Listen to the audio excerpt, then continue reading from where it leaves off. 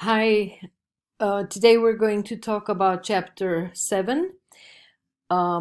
This is a definition of decision-making procedures. We're not only defining but describing those procedures, and we have 4 standard procedures. They are brainstorming, nominal group technique, idea writing, and 6 thinking hats.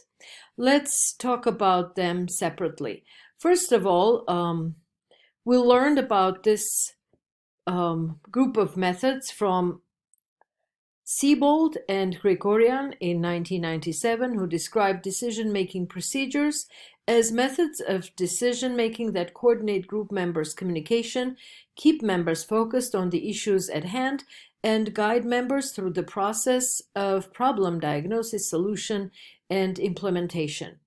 Hirokawa, as we know, Randy Hirokawa from the University of Hawaii, found that members of effective groups use more procedural statements and spend more time discussing matters of procedure than members of ineffective groups.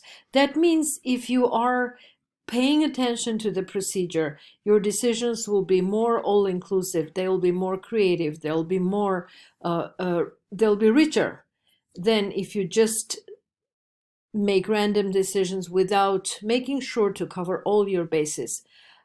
So the procedures are ensuring that your method of decision making is properly covering, first of all the members that you have, allowing everyone to participate in an equal measure.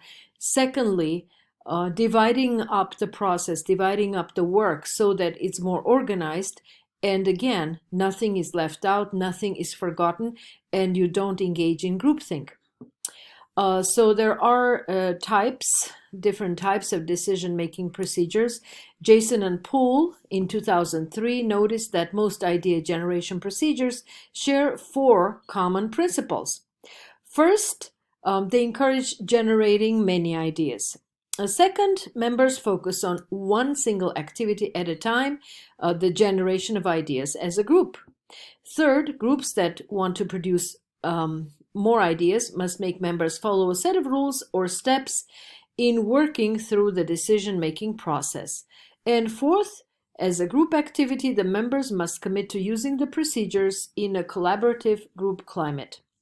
Guran and Hirokawa in 2003 noted that human nature causes group members to follow the lines of least resistance and settle on only few alternatives, what's easier, what's on the surface, in other words, low-hanging fruit, rather than assess the merits of all suggestions, all alternatives that may be pertinent. And by the way, in this textbook, the word alternative is substituting options. It means options, not alternatives as in different, but the group of possibilities that we have at hand. Using those 4 decision-making procedures, a group can capitalize on its advantages. So the first one is brainstorming, introduced by 1953 by Osborne. The brainstorming method allows us to generate more ideas as a group than any individual could have done. And here the secret is that we amplify each other's ideas. So first of all, nothing gets rejected because it's unrealistic, wild, or crazy. If you have done brainstorming, it's like throwing pasta on the wall. Second, members generate as many ideas as they can, and it's done in one session without long breaks so that the energy keeps flowing and ideas get built on one another. Third, members should be encouraged to be creative. And fourth, members should build on each other's ideas, help each other, and one idea gets amplified from the other people's input. The second method is nominal group technique, NGT, introduced in 1975 by Delbecq, Van de Ven, and Gustafsson. This method allows members to work on ideas separately before combining their suggestions inside a group process. This method requires a facilitator who keeps track of the procedures and timing. The facilitator can simultaneously work with several groups, and therefore you can divide up a large number of people into small groups, use the benefits of small group communication, and it will yield the same results as if you were working in small groups. So NGT consists of 4 steps. Silent generation of ideas. Facilitator records the ideas, then clarifying those ideas. Everyone explains what they mean, the nuance, the detail, like the words even. And voting on the best idea. So sometimes the facilitator would use a board to put those ideas on the board, and they do it in brainstorming as well. Number 3 is idea writing. Moore in 1987 introduced idea writing as a method that focuses on a single topic that produces a written product. Just like NGT, the nominal group technique, this idea writing method is a writing process. It starts with writing all the ideas. Its strength is in silent evaluation of ideas from other members of the group. So what it is everyone writes 3 or 4 ideas on a piece of paper and explains the merits of each idea. One merit, many merits. It creates they create lists. It becomes a list, and the lists are collected in a pile. So the textbook has a sample of such a list. On the list you'll have ideas, and then responses, and then further responses. So the members select a list of other people and respond to their ideas. Then members read the comments from other people to their ideas and respond to the solutions, corrections, suggestions, weaknesses. I don't mean corrections, but there are clarifications and suggestions from other people who might point at certain things that we may have overlooked. Then, as the last part, members summarize, report, and evaluate their collective ideas and select those that they think merit further discussion. So basically this method is, the idea writing is a writing method, putting things on a list, exchange those lists, edit, and it is a very equalizing method because just like you're looking at other people's ideas, they're also looking at your ideas, and it's a very equal exchange of ideas. So the last one, the last method is called 6 thinking hats. This method requires focusing on 6 different aspects of every decision, and those aspects are color-coded as if you're wearing a specific hat. Each time you're thinking one way or another.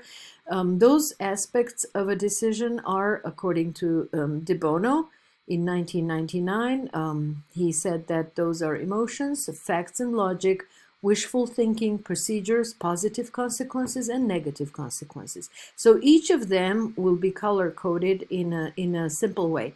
Let's see. The white would be facts and figures. The red hat would be emotions about the decision, so legitimizing members' emotions. The black hat, all the negative aspects. Yellow hat, all the positive aspects.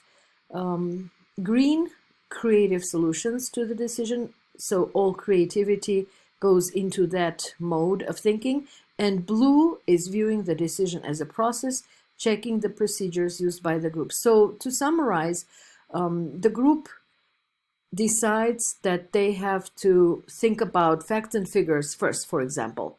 And they all imagine wearing the white hat. So they can have symbolic signs like, a sheet of paper or an actual hat. Let's talk about facts and figures. Let's then move on to emotions. Like every step of the way, it's one thing, one aspect of the decision, and not all of them. Third, negatives. Fourth, positives. Then creative and procedural. So finally, the last point is, why do we use decision-making procedures? Because of 4 reasons. First, they offer benefits that just the simple, large quantity of ideas, such as creating a healthy interaction, and in my view, they allow you to cover all aspects of a question, not just one, and not be sloppy and not let anyone remain quiet not silence anybody's views, but invite an equal exchange of ideas, thus amplifying what the group can do as a collective rather than each individual. Second, it benefits group development and member creativity. Third, increases group efficiency, of course. And fourth, facilitators or leaders can work with different groups, a large number of them at the same time, and one facilitator can service a lot of groups. They can all do the same thing, and you can have a group of groups. So those advantages exist. Are there any disadvantages? Of course there are. Disadvantages, we know 3 from the textbook. Groups are not always better than an individual, especially when it comes to brainstorming. A lot of it can be a waste. Second, group members' personalities can dominate, and personality traits may affect the process. For example, if a group has in general high communication apprehension, then you'll get fewer ideas from their brainstorming. If the group has low communication apprehension among many members, then you have more ideas. And finally, the last disadvantage is some groups may look down at lack of creativity. People may feel restrained by their lack of creativity, whereas decision making is not always about creativity. It's about following through and doing your work. Therefore, creativity should be valued for its own worth and not measured against an objective standard, such as the number of ideas or solutions that result from such creativity. So there will be a quiz on this chapter, as always, and if you have any questions, please let me know. I hope your books are in front of you and you can read more about the procedures of decision making from your textbook. Thank you.